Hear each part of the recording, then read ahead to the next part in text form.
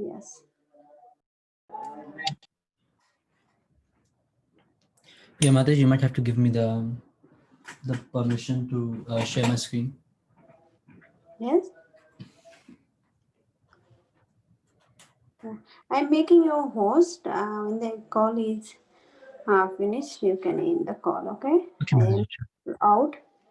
Maybe I may not be there in the call time. If I'm there, I'll be there. But Sure. yeah.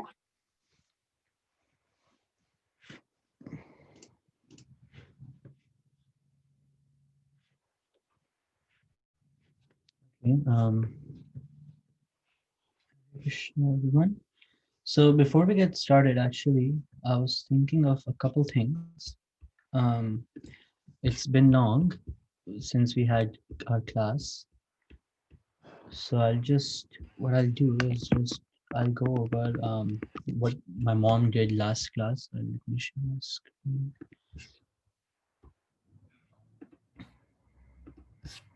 Okay. So last class, as my mom was discussing about getting the eyes of knowledge and what that really means. Today's class, the new chapter that we'll be starting is basically its main focus is to its main the new chapter. The main focus is to understand where we left off last class, which is the Vedas. So just moving on from here. So there are three types of ways to get knowledge. Um, so we have Prataksha, which is direct sensual perception. There's Anuman, and there's Shabda Praman. Let me just go over this. So Prataksha Praman basically is the knowledge obtained by direct sensual perception, which is form, taste, touch, smell, sound. You touch something, you're basically using your senses to understand what it is, right? For example, if I touch this pen, I know that I can feel it. I've seen a pen before. I've been taught what a pen looks like. So I know what a pen is. If I touch anything else, like here's let me get something. We have a hand sanitizer right here, bottle or whatever it is. So we know basically what we have been told, how to use our senses in the right way. And the knowledge is limited because first of all, we know that something is an object because we have been taught that this is what an object looks like. If I were told that this is what a pen looks like, then I would always think this is what a pen is, right? So it is what we see is what we know. We don't see and we create a new object. So therefore, Prataksha Praman is usually not reliable and it is very limited. So as we know, we have imperfect senses. Basically, if you compare yourself with a dog, for example, their range for their hearing range is huge. It is much greater than what we have. So there also, we kind of fail. We have tendency to be illusioned. Just gonna go for actually just go faster. We have a tendency to commit mistakes. Sorry, right? It can be seen that if there is a rope, right, from far it might look like a snake because they're very similar. And even though science has all these also success, it's made multiple mistakes. So many mistakes even today. Like they're making millions of mistakes. For example, they say coronavirus was a mistake. They were trying to do something else came out. There we go, we have a virus. And then we have tendency to cheat. Now Anuman Praman, which is the second Praman, what Anuman Praman is basically hypothesizing based on evidence. Okay, I know what a pen looks like. A pen is circular, round. It has a long barrel. It has a mechanism that you click on it, and the ink, the not the ink, sorry, the tip comes out. I know what a pen is. So if I were to say, let's say, if I were to see this thing and I've never seen a pen, but I know what a pen looks like, I can, based on that, I can say, okay, this may be a pen. I'm not sure. It is a hypothesis. I'm guessing. This may be a pen. I've never seen a pen, but I know what a pen looks like. So I can, based on that, I can say, okay, that's a pen. For say, so we can do that for any objects. We have a book. I know what a book looks like. It's rectangular, it has many blank pages, or it is filled with knowledge, whatever based on what book. If it's a textbook or a normal book, you can write in. I may have never seen it, but based on that, I can guess that okay, this is what a book looks like. Now, the last thing is, which is Shabda Praman.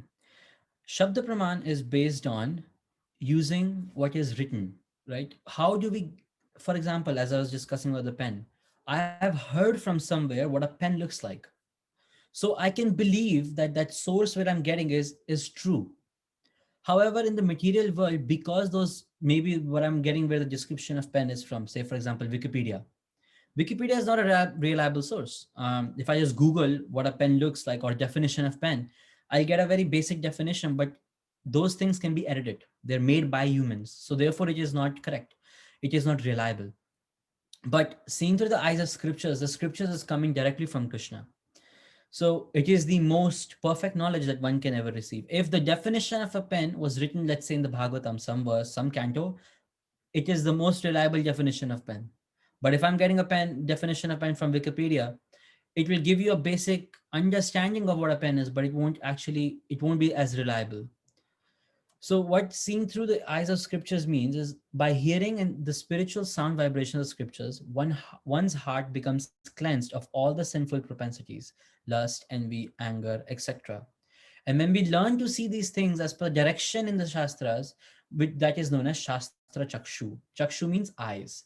Shastra Chakshu means seeing through the eyes of scriptures, using the eyes that are given to us, but we're not using actual physical eyes. By hearing what is written in the Shastra, in the scriptures, by following it, we are following in that path, that is Shastra Chakshu. So Shabda Praman basically, the Vedas assert that the objects beyond material nature cannot be known experimentally.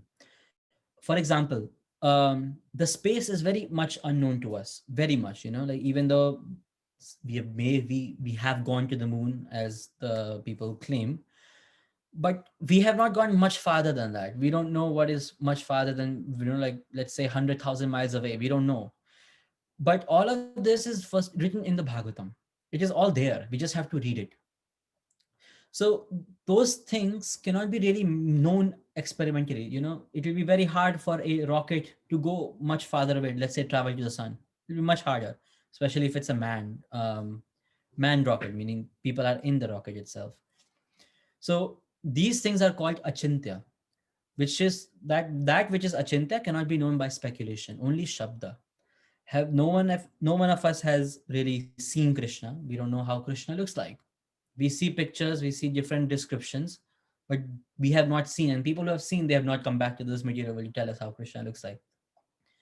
So we see Krishna through our eyes, through our Vedic eyes. Vedic eyes meaning through the scriptures, through Shastra Chakshu is how we see Krishna. We don't see how his face looks like. We see his opulence. We see all the power that he has, all those 64 qualities, the main six that he contains. So we see through that what Krishna is. This knowledge attained through Shabda is free from all the defects because it is coming directly from Krishna, and it is very much authoritative. And things that we learn from, let's say, Pratyaksha or Anuman are really changing. For example, textbooks. Let's take the school textbooks. If you take a textbook from 1970s about a mathematical concept, that mathematical concept may be same, may be changed. Really depends, right? If some concepts change in physics, especially, many concepts keep changing back and forth. If you take other classes, the concepts will change. They don't stay steady. So those things cannot be. When if something is changing, then how is it absolute truth? It's not. So that is why we believe in Shabda Praman, because it doesn't change. Things that are written in the scriptures are set in stone in a way. They don't change. Those truths, those absolute truths are just supposed to be followed and accepted. And there was an example of this story, basically a frog in a well. So basically, there's a frog. He's sitting in a well. He doesn't know what's outside the well. He only knows the well. He sees the walls of the well. He sees water. He sees algae. Whatever is inside the well, that's what he sees. And then here one guy comes back in, another frog, and says that, there's a ocean outside, like much greater amounts of water is available to you. Why do you want to stick in such a confined space? And the frog only knows the very, he's like, he does not know anything outside. And he's like, I'm happy here. This is what I know. And what you are telling me is all lies. So the Vedas are basically that person that is coming out from the outside and telling us. The Vedas will tell us what there is that we don't know and what we need to know, right? There's a lot of things that we have still not discovered, and maybe materially, maybe spiritually, but the whole point is there's a lot yet to discover. So let's move ahead from for today's um, slides. Let me share that real quick. Any questions so far before I move on from the previous chapter, if you have from last class or anything?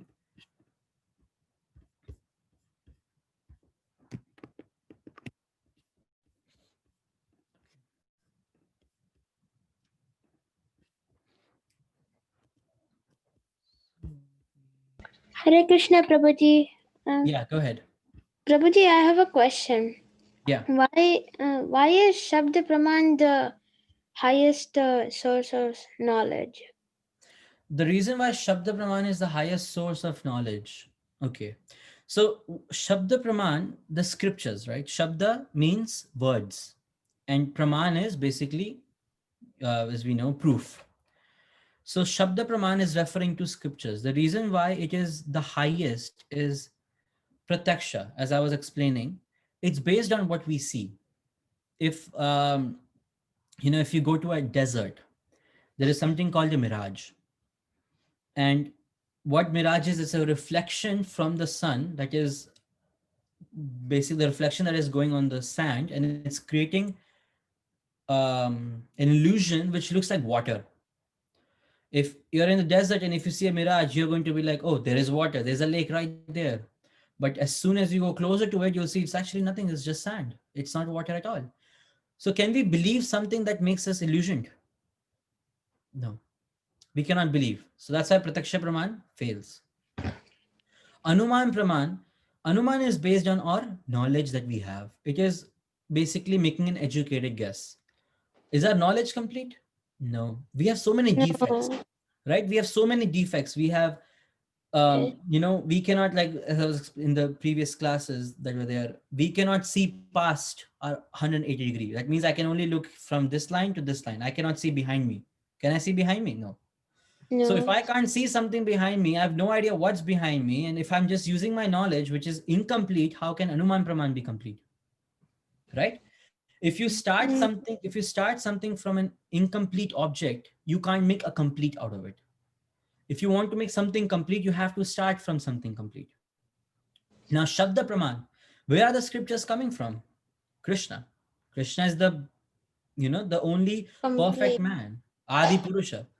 Right? Do Govinda Adi Purusham Tamaham Bhajami. So he's the Adi Purush. He's the first man and he is the most intelligent man.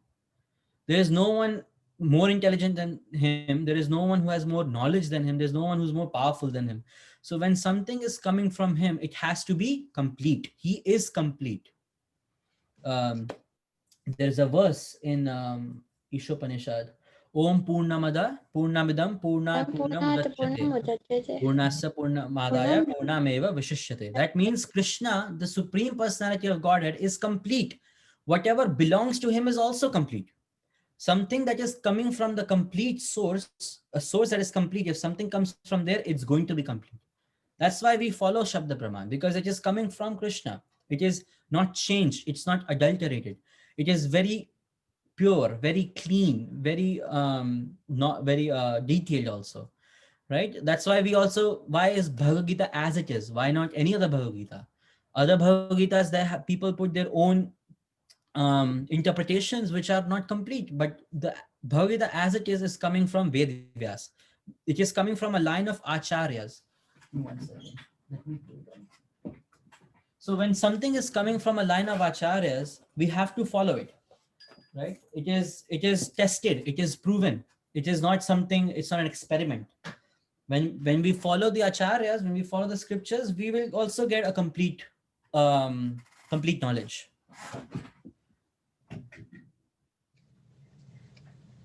So that's why Shabda Praman is the most superior. You know, say for example, your history textbooks, right? In school, you take history, Yes. right? Now, history changes, doesn't it? It's not set. It's something that's happened, but the interpretations, the theories on these things change. For example, there is a in the U.S. history, there is a civilization that was there.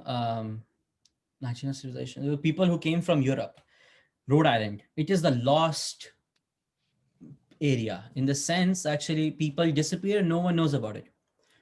Now, when I took US history almost 4 years ago, I learned something else. I learned a different theory that what would have happened to those people who disappeared magically. Now, when I'm reading history, the same type of history in college, it's a totally different theory. That theory changed. That whole thing changed. Can we believe something that's changing? If No. today, in the old times, there used to be pens, right? What the pens are not normal pens. I'll show you. I have one. This is an ink pen. You see the point is a nib. It's a metal piece. It is a pointed thing. It's not the same as today's pen, which is basically, for like this. It's a ballpoint. So the pen's changing. Can we believe something like that? Everything is changing. So we cannot believe something that's changing. The principles that are there in the scriptures, they don't change. And they apply to everyone. There is no distinction made based on race, age, there is no distinction. No distinction is made. For example, the 4 regulative principles that we follow in ISKCON? Yes, Prabhuji. No meat eating, no illicit sex, no intoxication, and no gambling. These 4 regulative principles apply to every single being. It does not apply to me. It does not apply to you. Or it applies to you, it does not apply to me. There is no rule like that. It applies to everyone. It is generalized. That is why scriptures are superior. There is no distinction made. It is made for everyone. It is available to everyone and everyone must follow it. People who follow it it will be their benefit. So that is why scriptures are superior. We have to follow them.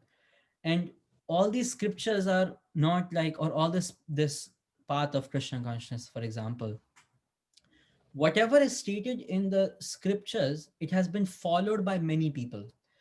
For example, let's say there was a time where iPhones were very popular. They still are, but there was a time where if you like, people would just literally go after iPhones because everyone has an iPhone, right? They are like, oh, this person has an iPhone, this person has I should also get an iPhone. And it came out good because so many people tested it. So many people were like, it's a good phone, it helps everyone, it is fast, it's powerful. So it was tested. That's why people started believing it, that it's a good phone and we must buy it. Same thing with scriptures. The first scripture was given to us, scripture was given to Brahma by Krishna. Now Brahma passed it on to Narada, to other of his Manas Putras, the sons that he created, and it came through the parampara, through the disciplic succession to us, to now from Prabhupada to our gurus, to us from our parents or wherever it came. It came from Prabhupada to us. It's been coming through a full line. So when things are coming through a full line, they have been tested, they have been followed by so many acharyas. So many acharyas have given commentaries on it. It is something that we can believe. It is something we can have trust that yes, it will work. It will not fail me. So that is why we go for scriptures instead of using our senses. Our senses are not complete. They are not. They are very imperfect. So therefore, we don't follow them. Okay. Yes, Prabhuji. Thank you very much, Prabhuji. So moving on for today's. So this is the overview. There's a lot of things that are coming up in this chapter. There are about 10 points. So first we'll do a couple of today, as many as we can. First thing is, let us understand what Vedas are. What are exactly Vedas? What does the word Veda mean? Where are these Veda? Where did the Veda come from? What's the origin? And who wrote these Vedas? Like, if it was, did Krishna write it? Was it given to Brahma by sound? How did it happen? then how do the Vedas help us to live our life perfectly? And how much faith we can put in the Vedas. Then understanding how the Vedas, how the knowledge flows from previous acharyas to us, and then different approaches and the process of learning them. So the first things first, what are the Vedas? So the word Veda itself means knowledge. Now you cannot really put a date to knowledge, right? You really cannot, especially the Vedic. You can't say that, oh, this originated this many years ago, this originated that many years ago, because it's coming from Krishna, and Krishna is endless. He does not have an age, so you can't put an age. So what Vedas are? Vedas is a vast body of knowledge comprising of 100 billion Sanskrit verses. Now, of course, this is ever growing. They say Bhagavatam has what, 18,000 verses. Now, the Bhagavatam that we have today is actually a very limited amount. In below this planetary systems, Garbhodakshaya Vishnu, below that there is Ananta Shesh. Ananta Shesh is the servant of Krishna. He is the one who takes the form of the Shesh, the Nag, the Shesh Nag, the snake that is covering Vishnu. Now, Ananta Shesh is also a personality, he's not just a snake. That Ananta Shesh is creating brand new verses in the description of Krishna every single moment. Even right now, he's creating new verses no one has ever heard of. He's comprising his own verses about the glories of Krishna, and he's telling it to the four Kumaras. So the 12th canto Bhagavatam that we have is actually limited in the sense there are many more verses that are unknown, because Ananta Shesha is creating verses daily. Every single moment there's a new verse that he's creating and telling to the four Kumaras. So it's a vast body of knowledge. It is huge, more than we can even ever imagine. And the Vedas are compared to a desire tree. I'll go why it is compared to a desire tree. I'll tell you guys later. So it actually has the Vedas, not Bhagavatam, the Vedas. Bhagavatam is one part of the Veda. So the Vedas are both having mundane knowledge and spiritual knowledge. It has knowledge about our material lives. How, if we have problems in our relationships, how can we work on those? How can we make our relationships better? How can we do our studies better? How can we do our our dharma properly? How can we do this properly? And it also has spiritual knowledge, how to understand Krishna, who Krishna is, what is bhakti, what is the way of bhakti, what is the path, how do we follow that path. So it has all types of things in it. It talks about social, political, religious, economic, military, medicinal, chemical, physical, metaphysical, all these different types of topics. Medicinal, of course, we have the huge Ayurveda. It is all from the Vedas. It is all coming from the Vedas. So huge variety of knowledge that we have that we can grasp. So there are actually, so the total 5 Vedas, I'll tell how 5. So there are 4 main Vedas, which is the Rig Veda, Yajur Veda, Samaveda, and Atharva Veda. These 4 are the main Vedas. Now there's actually a 5th Veda, which it is written in the Chandogya Upanishad 7.1.4. That states that there's a 5th Veda that the person we're going to talk about compiled it. It is based on Itihasas, Puranas, Upanishads. There are 108 Upanishads. Chandogya is one of them. There are 18 Puranas. Then Itihas, Mahabharat, different Ramayana. These are all Itihas. These are all there for us to read, for us to learn from. So there are 3 main dealings of Vedas. The Vedas deal with 3 main things. First thing is, let me go around it actually. First thing is Karma Kanda. Karma Kanda is going to help us elevate to heavenly planets. Hare Krishna, can we all mute ourselves, please? Thank you. So Karma Kanda is elevating us to heavenly planets. Karma. Karma is something that we do, right? Either good or bad. It is going to come back to us. So karma, piety. If we, let's say, we go and do some charity, we're going to get good piety. That's going to add us, it's going to add to our good things that we have done. And, these things can be also achieved. Material benefits or karma kanda basically can be achieved through the performance of yagyas, fire sacrifices, charity, through penance, like for example, um so many demons have done penances, they've done tap to get to a certain level, to get to this level. For example, you have Hiranyakashipu. He did such a strong penance, he got such a high amount of power. He basically became the god of the heavenly planets as well. He, through his power, he was able to go to the heavenly planets and conquer the whole planet, the heavenly planets, conquer the lower planets, the whole three levels that are there. So that is karma kanda. All the knowledge is there. Let's say you want let's say you want money. There are fire sacrifices that can be done to get a lot of money, to get very rich, to live like a king.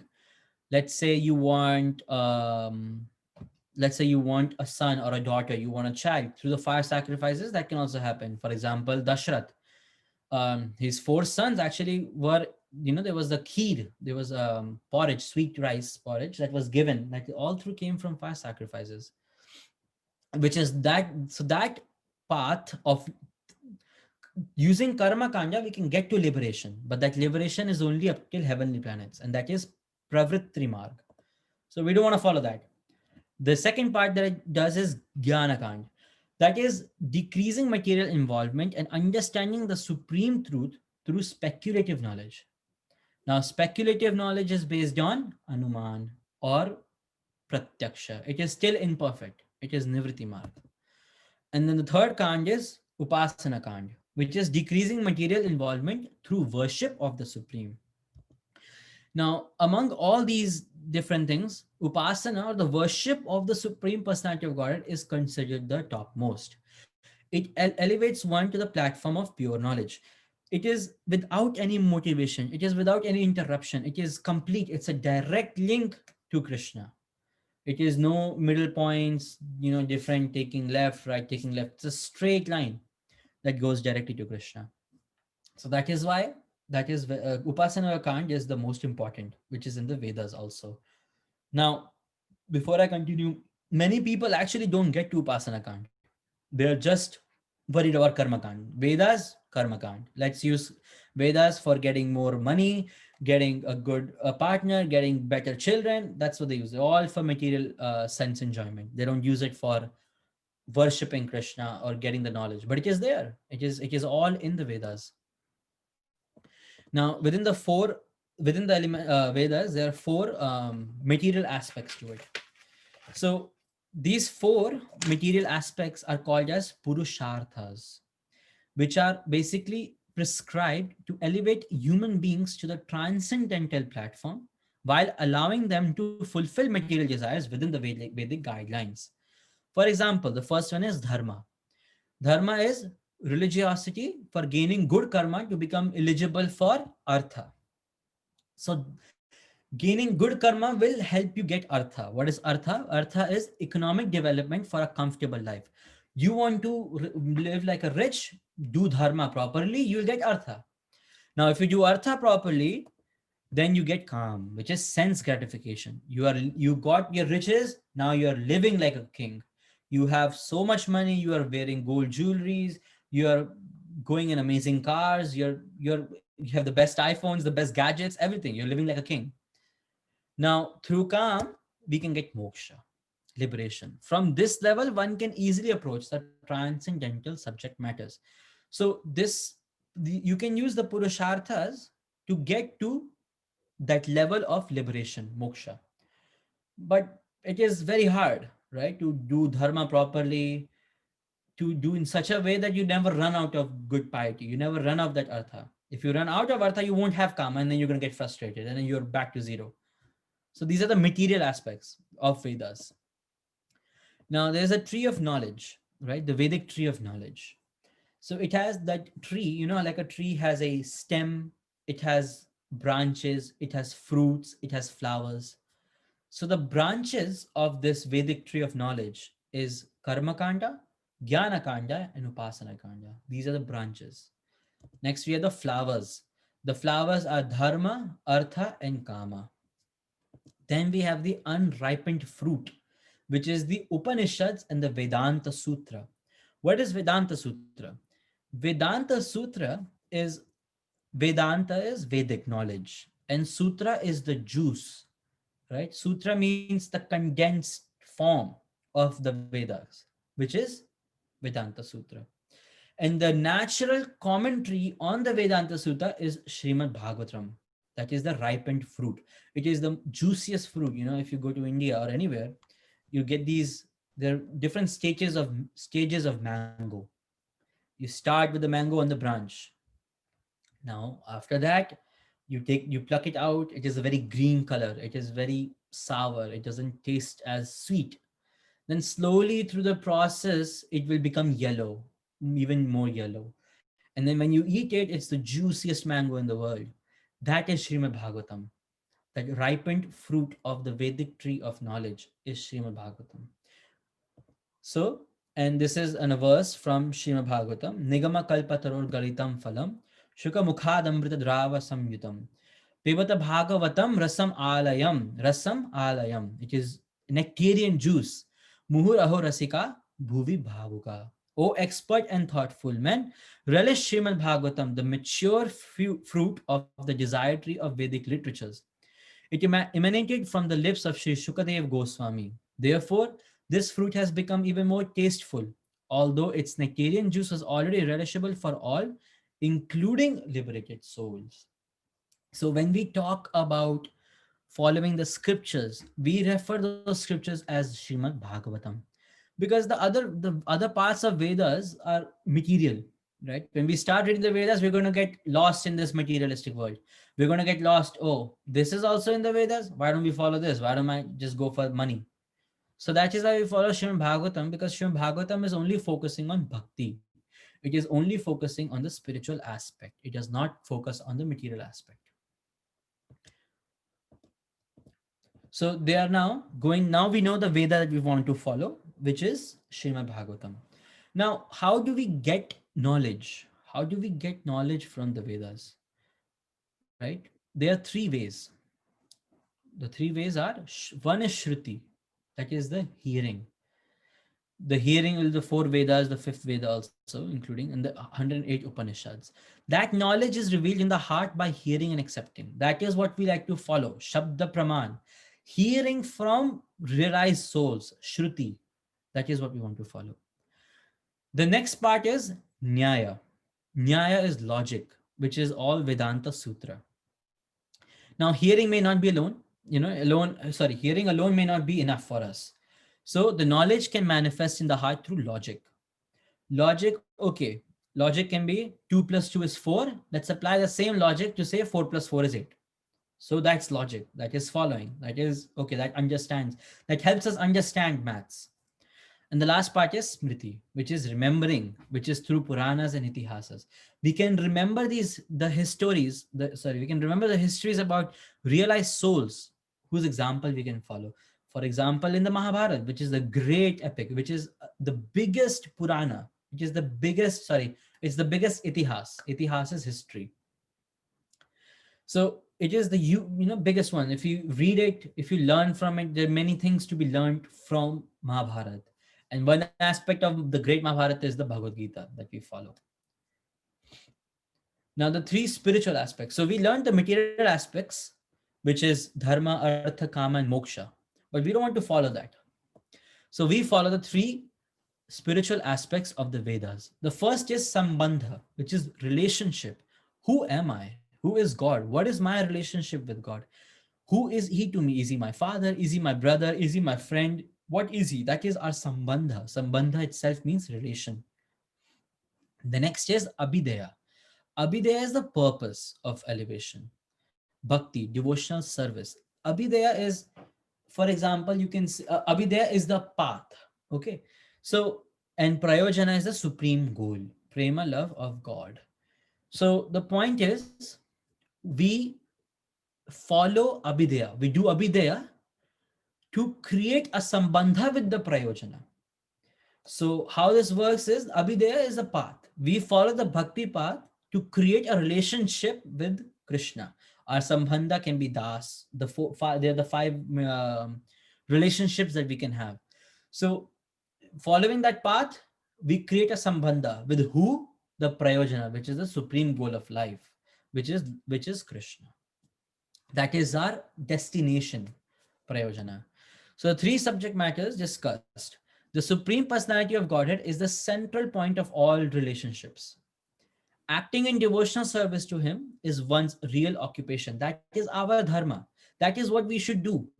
And attainment of love of God is the ultimate goal of life. That is our main. That's prayojana. So abhideya is acting in devotional service. Sambandha is supreme, creating making a relationship with the supreme personality of Godhead. And the prayojana is the attainment of love of God, which is our ultimate goal of life. That's what we should follow. So that is what the Vedas are talking about, right? So that's what Vedas are like. Okay, the Vedas will give you material, but they also give us spiritual aspects, and we have to make sure that we follow the spiritual aspect. To follow the spiritual aspect, work for us has already been done. We have the Srimad Bhagavatam, which is basically the natural commentary on Vedanta Sutra, which is the most juiciest knowledge that is coming from the Vedas. Now, where did these Vedas come from?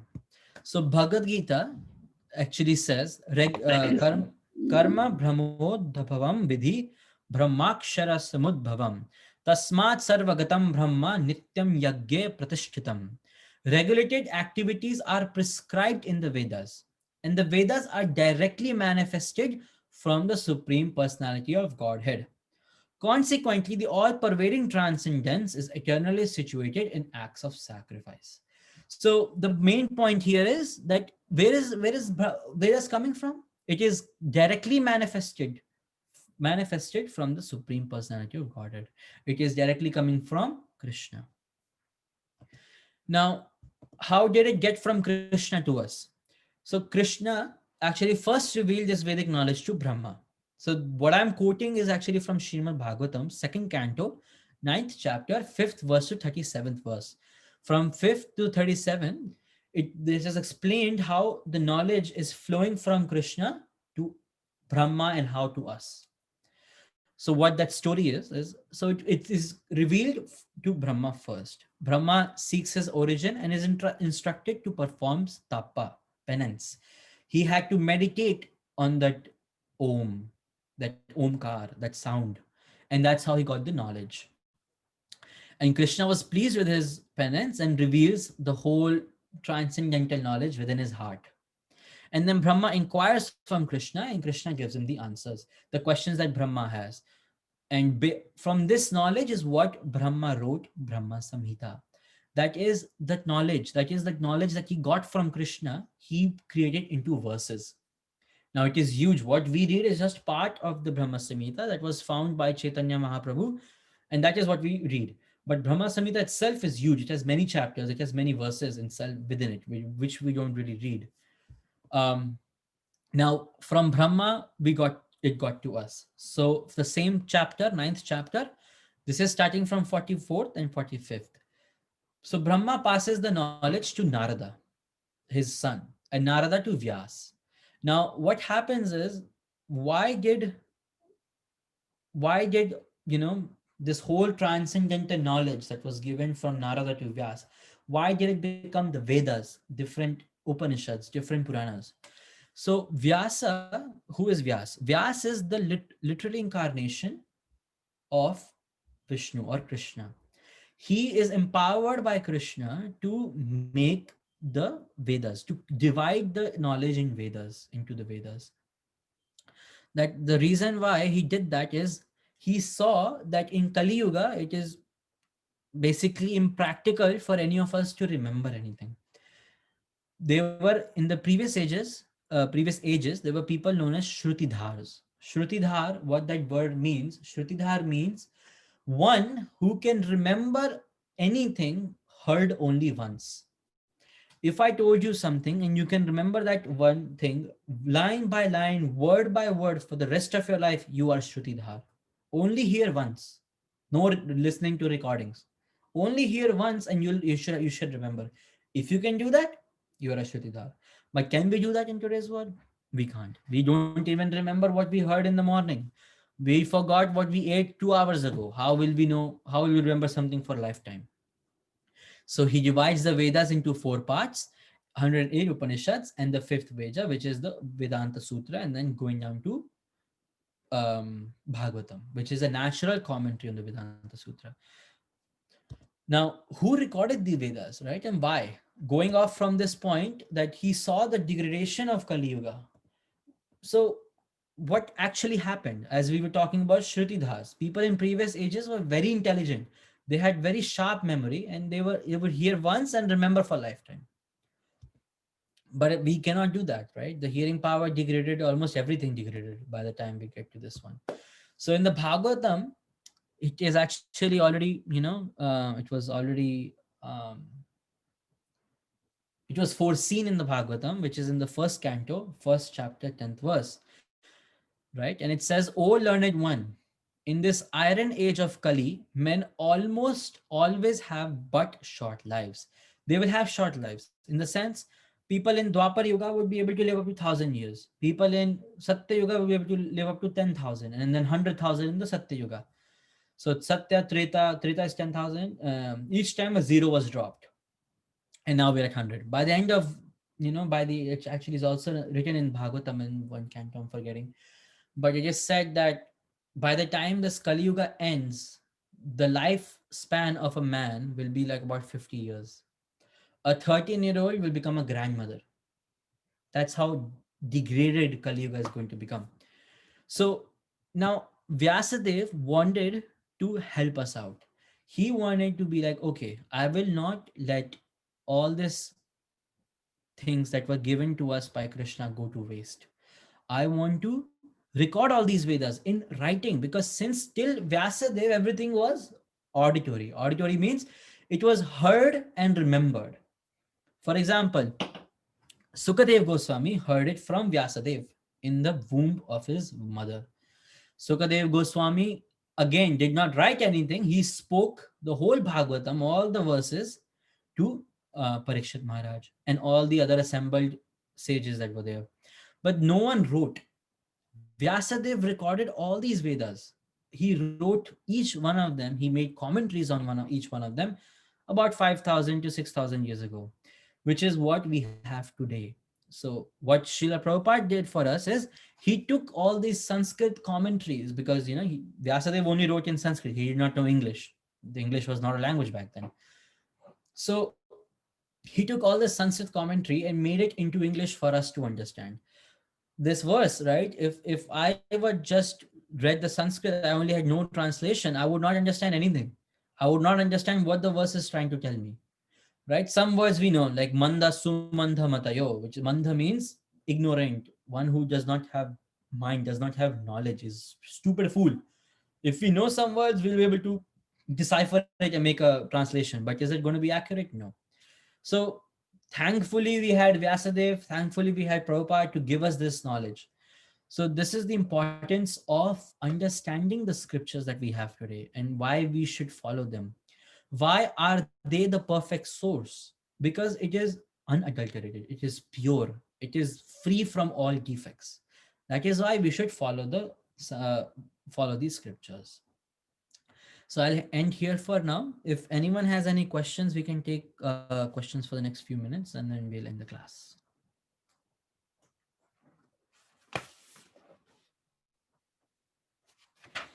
And next time, we will be understanding how we can apply these Vedas in our day-to-day life, and how we can put our complete faith in these. It is very hard to usually put our faith in something and be like totally dependent on it.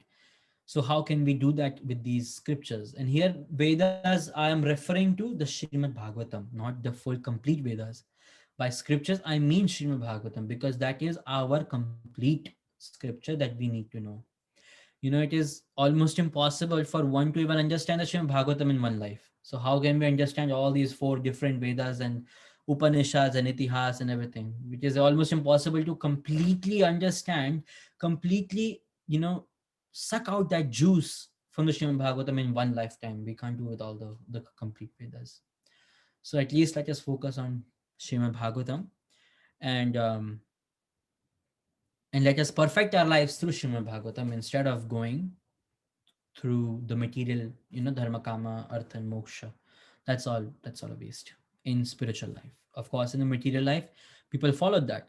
People still follow that, but it's not the best way to get to a, like, if you're going somewhere and you put the address in the GPS, you have different options in the GPS system to choose. I want to use the highways, or I want to take the small roads.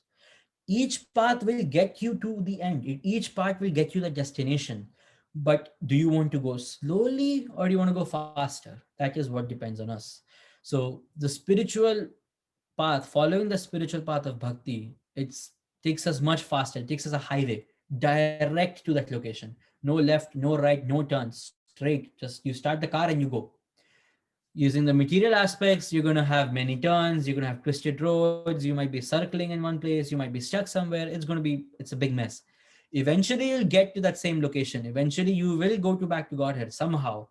But that way, why to take that much time? Why to take those lifetimes to get back to God when we can only go back in one lifetime or maybe two? So follow the Bhagavatam. That is the benefit of following the scriptures. We get a much faster route to our destination. Anyways, so I'll end here. If anyone has any questions, let me know. And I've actually done this course almost 8 years ago in New Jersey. So this course is well known to me in a way. I've done this course, so that's I'll be going forward with. Anyways, so yeah. Any questions? Please let me know. Hare Krishna, Prabhuji. Prabhuji, Hare what is the course you're talking about? And the spiritual scientist that you had the title of the presentation and it says chapter 4. Is this like a book or something? Yeah. So the spiritual scientist actually is a full course. It is a full course written by Radheshyam Prabhu from Pune. And what this course is basically, as the word says, spiritual scientist. It is based on the Bhagavad Gita. It is actually a complete breakdown of Bhagavad Gita for teenagers, for our age, for people who are not like in the age group of 13 to about 17, 18, 19.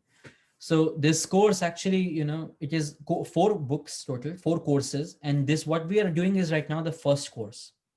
So the first course is known as spiritual scientist. The second course has a different name. Third course has a different name, and fourth course is different.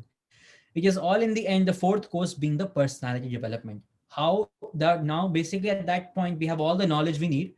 Now, how can we apply that knowledge and make our character into more spiritualized? How can we make a devotional character out of us? So that's the whole series. It's 4 books, but each book has different chapters. And right now we're in the first book, 4th chapter, which is understanding the Vedas. Okay, thank you, Prabhuji. I also had a few more questions. So, Yeah, go ahead. Shruti, Smriti, and Nyaya. What does Shruti mean again? Yeah, let me go back to that. Yeah, Shruti is hearing, right? When we hear a knowledge, that way is called as Shruti. If we understand the knowledge through logic, that is the way, that way is known as Nyaya. And that remembrance is Smriti. So Shruti, Smriti, and Nyaya. Okay. We should And hear. We should always hear first. And then we should put that logic and understand it further. And then using this power of Smriti, we should remember those things that we have learned, all those lessons. yeah. And the Bhagavatam, the Srimad Bhagavatam, which one does it categorize in? So here we have, as you can see, logic, which is Nyaya, which is Vedanta Sutra. Bhagavatam is the commentary, natural commentary in Vedanta Sutra. So Bhagavatam is following the Nyaya, the logic. Everything is scientific in Bhagavatam. There's scientific proof for everything. It is very much logic, but also there's some things that we must just accept. So Bhagavatam is it's not really using one way. Instead, it is giving us a knowledge. It has logical parts as well. So that is what it mainly follows within Nyaya, because it is the natural commentary in Vedanta Sutra. Okay.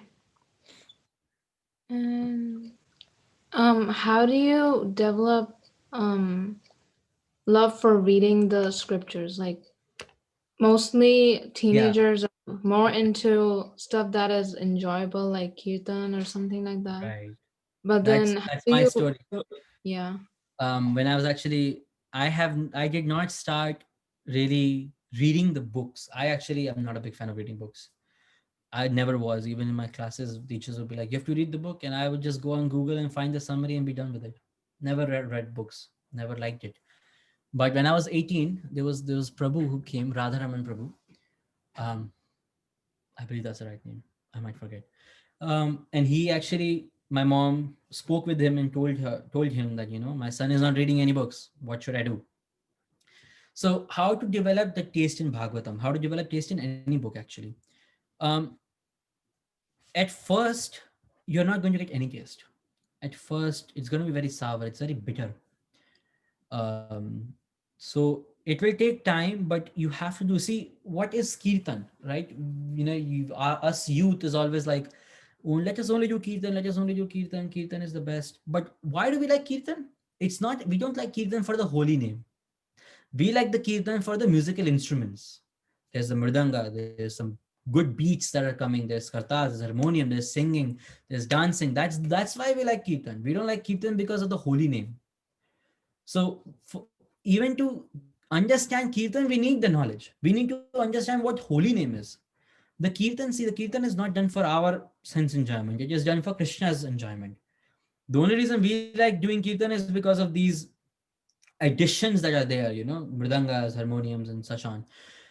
So even to do kirtan properly, to understand the real meaning, we have to read. So at first, it is very bitter. I still have issues. I would literally open a Bhagavatam, read one verse, and I'm falling asleep already. It gets that boring.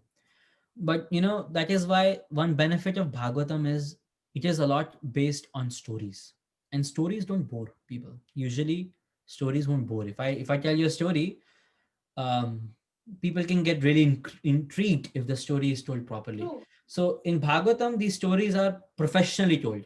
They're told with many good details that we can understand. So it's hard to develop the taste, but once you start doing it on a daily basis, slowly you'll get the taste. If even if you start eating a food stuff, first you may not like the taste, but slowly when you keep eating it, you'll develop a taste for it. You'll develop, and then you'll develop the taste for it, then you'll want it more. So that is Bhagavatam. That is how to develop the taste. You just have to read it. It's not going to be anything soon, anytime soon. It can take some time. So you just have to be patient. That is why we have to put our faith, knowing that even though it might be boring at first, but it's actually very fruitful. And it gets fruitful when we start understanding what is actually the knowledge. Not if we're reading it. Reading is different from understanding it. Reading is boring. But when you understand it, it will be very fruitful. Yeah. Thank you, Prabhuji. That helps a lot. Thank you. You're welcome. Do you have any more questions? Hare Krishna, Prabhuji. Dharma Pranam. Yes. tell me. Prabhuji, I had one more question. Yeah. So, in the starting of the creation, there was only one Veda, and so my question is, from the four Vedas, which Veda was that one Veda? So it was not that there was, basically what it was, yes, you are correct. It was one Veda. One Veda meaning it was just one vast knowledge. Now, that one vast knowledge got divided into four Vedas. It's not that one of that Veda is that one. Let me go back to that four Vedas slide.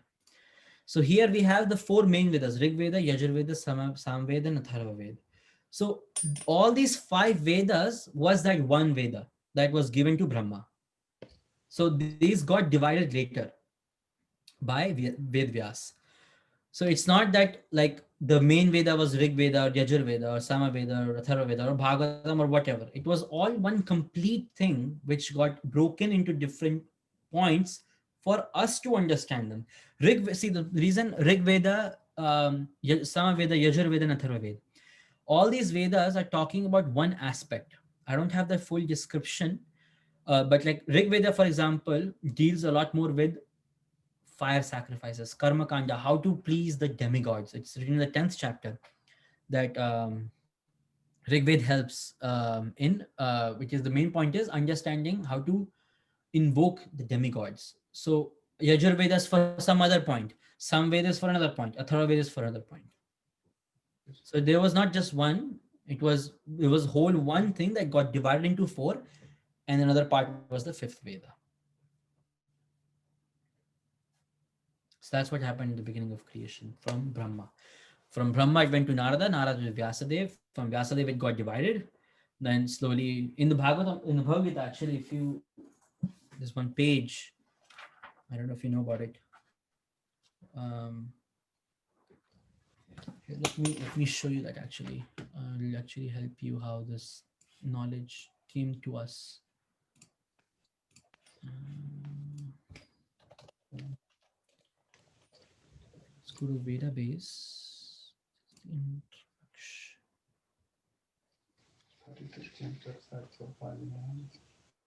Yeah, let me share the screen and then you can see it. So this is in the, you can see the screen, right? So this is in the Bhagavatam only, right, that's the last page of introduction. So you can see from Krishna is what it started. Krishna to Brahma, to Narada, Vyasa, Madhava, Padmanabha, Nirhari, Madhava, Akshobhya, Jayatirtha, so on to Vidyanidhi, Rajendra, Jayadharma, Purushottama, Brahmanya Tirtha, sorry. Then it came down to Madhavendra Puri, Ishwara Puri, then Lord Nityananda, Advaita, Lord Chaitanya, then Rupa Swarup Sanatana, then Raghunatha Jiva, Krishnadas Narottama, Vishwanatha, Baladev, Jagannath. These were Jagannath, Jagannath Das Babaji, not like Lord Jagannath.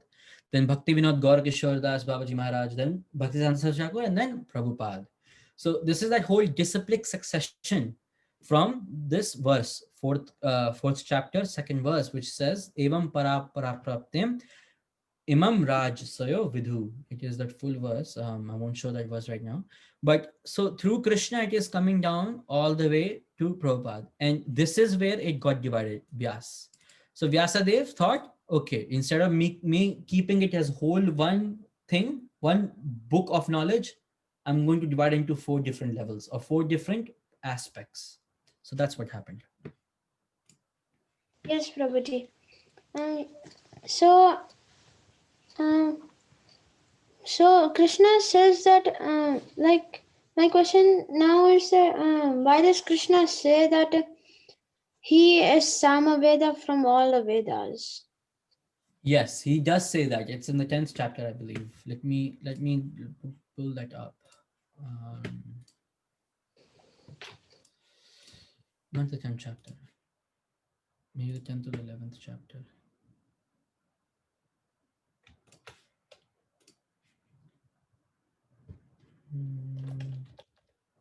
Yeah, so 10th chapter, 22nd verse.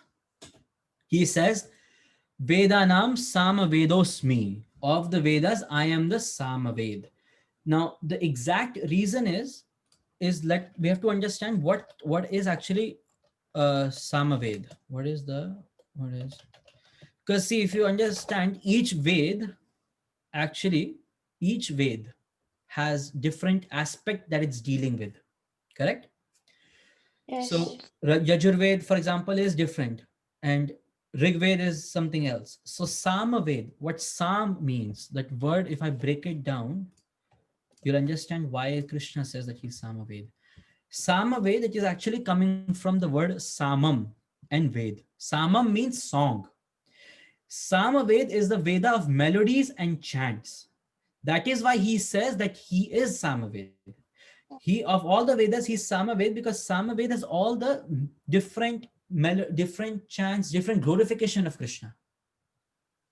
Right? See, what Veda helps us to understand who Krishna is. So Samaved has that knowledge, and that is why out of all the Vedas, he's Samaved. Because see, Rigved deals with demigods. Yajurved deals with something else. Atharva Veda, I think, deals with Ayurveda, the medicinal properties. Or it might be one of them. But Samaved, coming from the word Samam, which means song, and Veda means knowledge. So it is the Veda of melodies and chants. So that is why Krishna says that he is a Samaved, because he's also, in poetry, the same chapter, he says, out of the poetry, I am Gayatri. So the Gayatri mantra is a poet. It's basically a poetic verse, right? So he loves poetry, and that is why also he is Samaved, because Samaved is full of those glorifications. Yes, Prabhuji. Thank you very much, Prabhuji. Hare Krishna. Thank you. So I think if you don't have any more questions, we can end the class here. So again, thank you everyone so much for joining. Hope it was a good class. Hope it gave some knowledge to you. We'll continue with this chapter. It's actually a pretty long chapter, to really understand the benefits of Srimad Bhagavatam and how to apply those in our day-to-day lives. So let us end here. Vancha kalpa tarubhyascha kripa sindhubhayeva cha patitanam Pitanam Pavanabhyo Vaishnavebhyo namaha. Ananta koti Vaishnava vrinda ki jai. Jai. Bhagavatam ki jai. Shri Prabhupada ki jai. Jai. Guru Namate. Hari Hari Bol. Hare Krishna everyone. Hare Krishna.